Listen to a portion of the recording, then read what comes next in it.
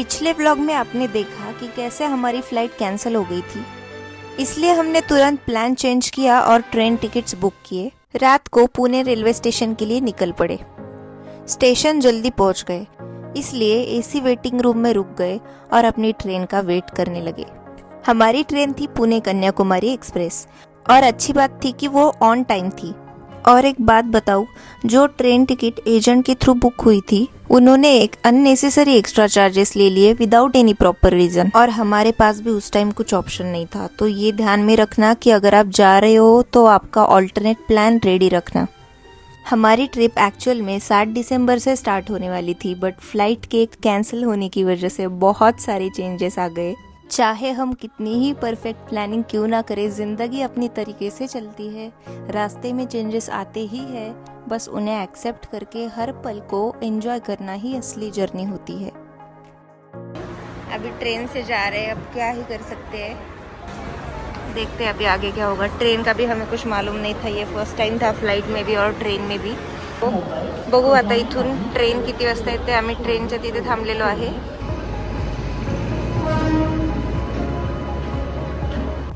Finally हम लोग बैठ गए ट्रेन में। अभी देखते हैं आगे जाके क्या होगा। तीनों के चेहरे पर अब बस एक ही फीलिंग थी कि फाइनली अब जर्नी स्टार्ट हो गई।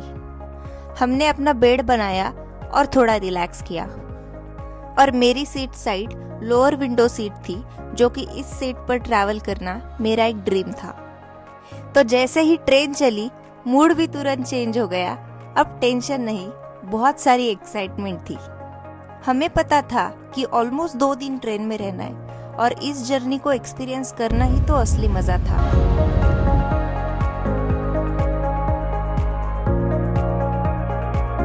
हमारे साथ काफी सारा लगेज था, वो सेफली रख के फिर मम्मी के साथ थोड़ी देर बातें की। उस मोमेंट पे बहुत अच्छा लगा। फिर नाइट का व्यू एंजॉय किया और फिर सो गए, क्योंकि सुबह जल्दी उठना था विंडो सीट से ब्यूटीफुल व्यू देखने के लिए।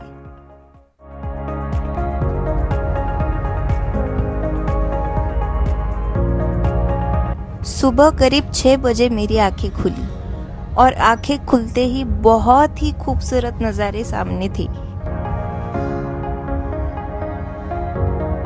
ठंडी हवा, शांत माहौल और सुबह का ये सीन दिल को बहुत सुकून दे रहा था। और हरे भरे नारियल पेड़ देख के ही पता चला कि केरला का रूट स्टार्ट हो गया है।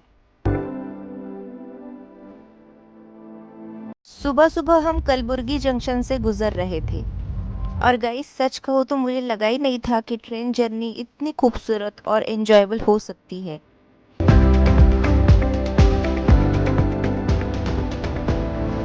मम्मी भी आकर मेरे साथ बैठ गई, और हम दोनों इस सुबह के नज़ारे को पूरी तरह एंजॉय कर रहे थे। हर तरफ पेड़, ब्यूटीफुल नेचर और ठंडी ठंडी हवा। सुबह सुबह मामा को भूख लग गई थी, तो उन्होंने खाना खाया। रास्ते में बड़े बड़े पत्थर और पहाड़ियाँ भी दिखी।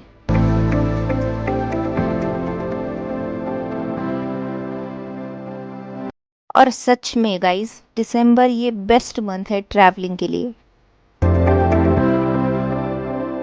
थोड़ी देर बाद मुझे भी भूख लगी, और हमने चाय के साथ उत्तप्पा समोसा खाया, वो भी खूबसूरत व्यू के साथ।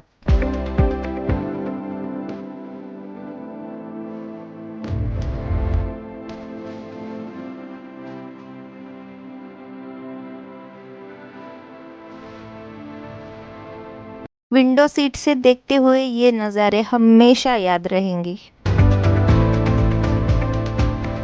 कभी कभी जर्नी डेस्टिनेशन से भी ज़्यादा खूबसूरत होती है। दोपहर के टाइम हम कोसिगी रेलवे स्टेशन से गुजर रहे थे। लंच के बाद थोड़ी देर के लिए हमने आराम किया और एक छोटी सी नैप ले ली।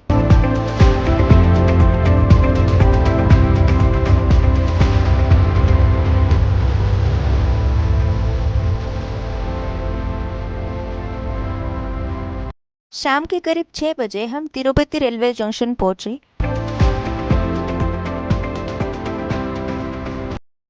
ट्रेन में मम्मी के साथ बातें, हंसी मजाक और काफी सारा खाना, सब कुछ एंजॉय हो रहा था।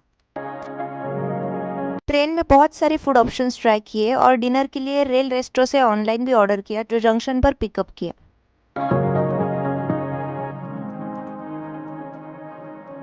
ट्रेन का लाइव स्टेटस चेक किया।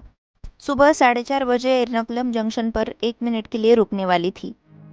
फिर शाम को व्यूज एंजॉय करने के बाद हम लोग सो गए। हम सुबह 3:30 बजे उठे, फ्रेश हुए, लेकिन ट्रेन थोड़ी लेट हो गई। लगभग 2 घंटे की डिले के बाद हम 10 दिसंबर सुबह 6:30 बजे एर्नाकुलम टाउन पहुंचे। हमने अपनी ट्रिप ट्रैवल एजेंसी के थ्रू बुक की थी, तो मैंने तुरंत हमारे गाइड मनोज सर को कॉल किया। मनोज सर पहले से ही वहाँ मौजूद थे। फिर उन्होंने वेलकम किया। हम अपनी कार में बैठकर आगे की जर्नी के लिए निकल पड़े।